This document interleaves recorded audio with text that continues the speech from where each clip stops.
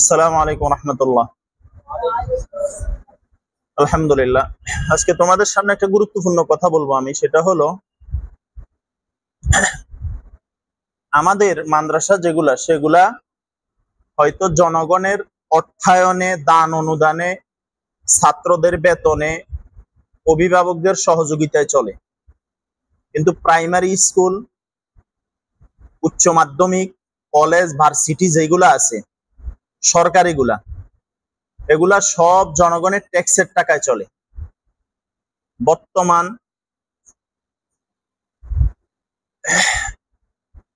অন্তর্বর্তীকালীন সরকার একটা সাংঘাতিক জঘন্য সিদ্ধান্ত নিছে। সেটা কি? সেটা হলো বাংলাদেশের প্রায় ৬৫,৫০০ গান আর নাচের শিক্ষক নিয়োগ দিবে। কত হাজার বলো?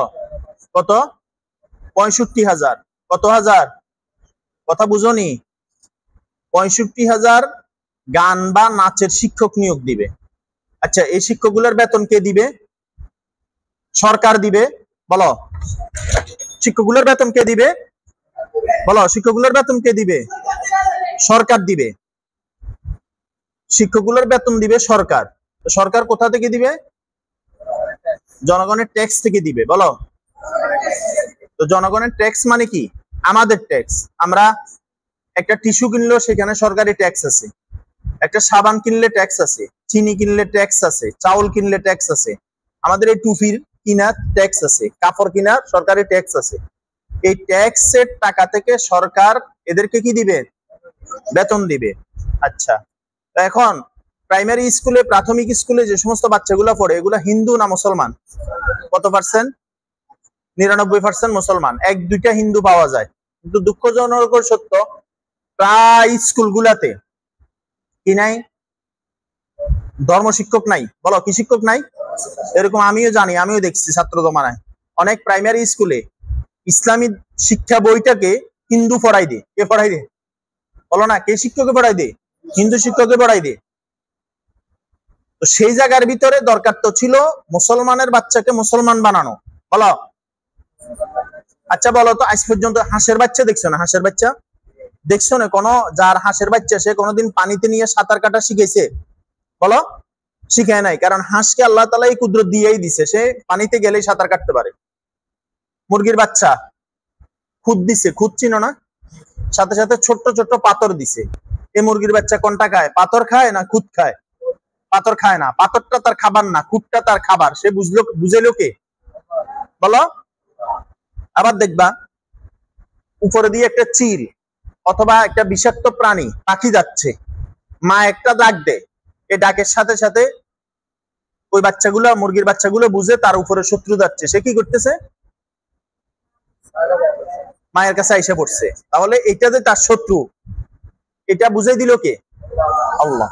কিন্তু মানুষের বাচ্চাকে হাঁটা শিখাইতে হয়নি? সাঁতার শিখাইতে হয়, কথা শিখাইতে হয়, গোসল করানো শিখাইতে হয়। তো মুসলমানের বাচ্চাকে মুসলমানিয়ে শিখাইতে হয়। বুঝছো নি কথাটা? মুসলমানের বাচ্চাকে কি শিখাইতে হয়? মুসলমানের বাচ্চাকে গান শিখানোর দরকার নাই, নাচ শিখানোর দরকার নাই, ড্যান্স শিখানোর দরকার নাই। আচ্ছা, মাদ্রাসায় যারা পড়ে এরা তো মুসলমানের বাচ্চা, মুসলমান হিসেবে ইমান আমল পড়া এভাবে হচ্ছে। স্কুলে যারা পড়তেছে এরাও তো আমাদের ভাই, এরাও তো আমাদের সন্তান, এরাও তো আমাদের বাচ্চা কাচ্চা। এদেরকে গান শিখানো দরকার না কোরআন শিখানো দরকার? বলো, নাচ শিখানো দরকার না নামাজ শিখানো দরকার?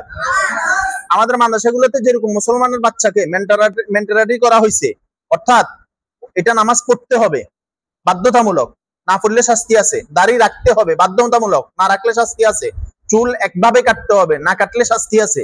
কারণ মুসলমানের বাচ্চার কিছু নিয়ম আছে, লা ইলাহা ইল্লাল্লাহ মুহাম্মাদুর আল্লাহর বিধান ও রাসূলের তরিকা মতো তাকে চলতে হবে, বলতে হবে, করতে হবে। তো আমাদের প্রাইমারি স্কুলে যে সমস্ত বাচ্চাগুলো পড়ে এগুলো তো মুসলমানের বাচ্চা, তাই না?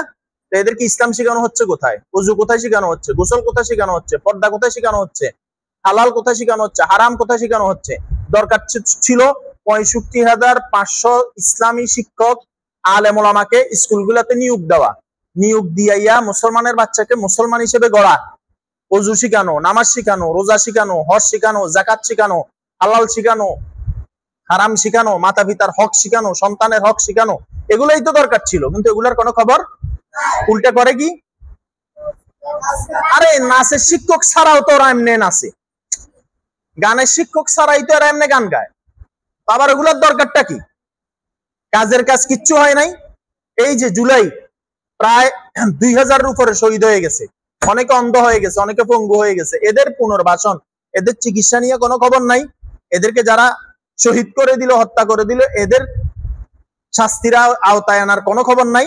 খবরটা কি? শুধু নাচ গান। বলো, শুধু পতিতাদেরকে সতীতার পুনর্বাসন সহ এদেরকে বিভিন্ন সুযোগ সুবিধা দেওয়া, সমকামিতা, ট্রান্সজেন্ডার সহ বিভিন্ন বিষয়ে ইসলাম বিদ্বেষী কাজগুলোকে কি করা, ফলো আপ করা, কাজ করা। কিন্তু মুসলমানের বাচ্চাকে মুসলমান বানানো তো এটা হলো মূল কাজ। বলো, মুসলমানের বাচ্চাকে মুসলমান বানানো মূল কাজ। কারণ আমরা বিশ্বাস করি আমাদের এই কাল ছাড়াও আরো একটা কাল আছে, আমাদের ইহকাল ছাড়াও পরকাল। কারণ আমাদের আল্লাহ, আমাদের নবী মুহাম্মদ সাল্লাল্লাহু আলাইহি ওয়াসাল্লাম, এই বিষয়ে আমাদেরকে চলতে হবে, বলতে হবে, করতে হবে। এজন্য এই সমস্ত কাজগুলো থেকে অভিভাবকরাও প্রতিবাদ করা দরকার, যে আমাদের বাচ্চাদেরকে স্কুলে দেওয়া হয়েছে গান শেখার জন্য না, নাচ শেখার জন্য না, ড্যান্স শেখার জন্য না। কয়টা স্কুলে আছে যে নামাজের সময় নামাজের তরতিব আছে, নামাজের উপরে গুরুত্ব আছে? বলো, টিস্যুর ব্যবস্থা আছে, মেসওয়াকের ব্যবস্থা আছে, ওযু কিভাবে করে জানা আছে? নাই, চলতেছে তো করতেছে। এজন্য এদেরকে নিয়েও আমাদের ফিকির করা উচিত। এই 65,500 গান আর নাচের শিক্ষক নিয়োগ না দিয়া এক একজন আলেম এক একটা স্কুলে দেওয়া দরকার, যাতে বাচ্চাগুলোকে মুসলমানের বাচ্চাকে কি বানানো হয়।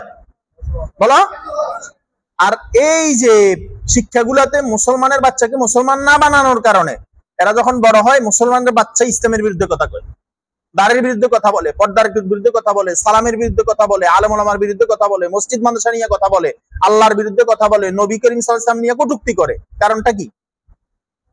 বলো, মুসলমানের বাচ্চাকে মুসলমান হিসেবে শিক্ষা দেওয়া হয় নাই। এটা হলো মূল কথা। গান শিখানোর দরকার নাই, নাচ শিখানোর দরকার নাই। প্রতিটা ক্লাসে ধর্মীয় বই আছে। বলো, ধর্ম শিক্ষা আছে না? তো ধর্ম শিক্ষা কে শিখাইতেছে?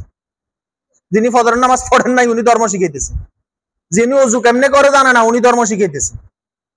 আবার অনেক সময় হিন্দু শিক্ষক শিক্ষিকা ধর্ম পড়াইতেছে, আর ইমান শিখাইতেছে হিন্দু শিক্ষকে।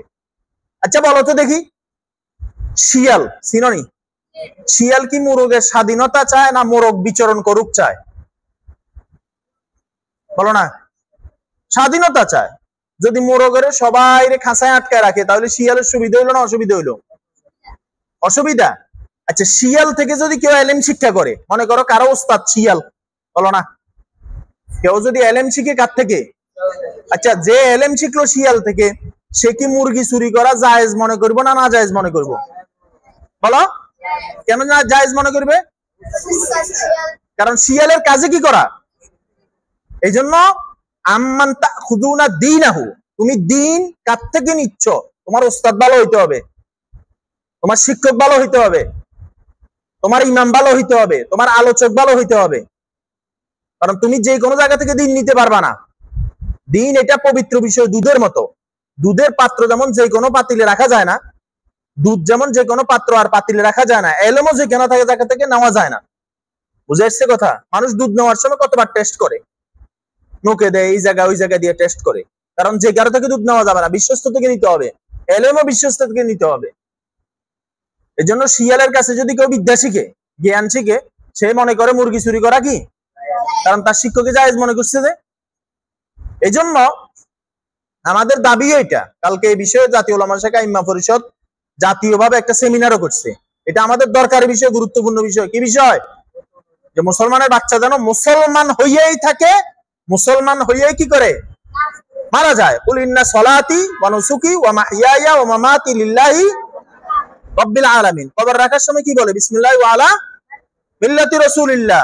আচ্ছা, রাসূলের মিল্লাত, রাসূলের অনুসরণ অনুকরণ কি গান, নাচ, বলো না, ড্যান্স না কালিমা?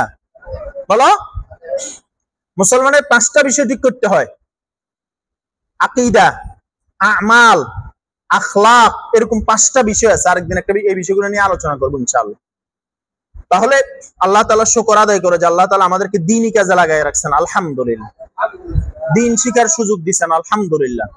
এজন্য যে কোনো উস্তাদ যে কোনো দ্বীনি কথা বলবেন, যে কোনো মেহমান যে কোনো কথা বলবেন, বুঝে শুনে তোমরা মনোযোগ দিয়ে শুনবা, আমল করার চেষ্টা করবা। আল্লাহ তাআলা আমাকে আমাদের সবাইকে বুঝা মানা বলা করা সহজ করে দেন। আসসালামু আলাইকুম ওয়া রাহমাতুল্লাহ।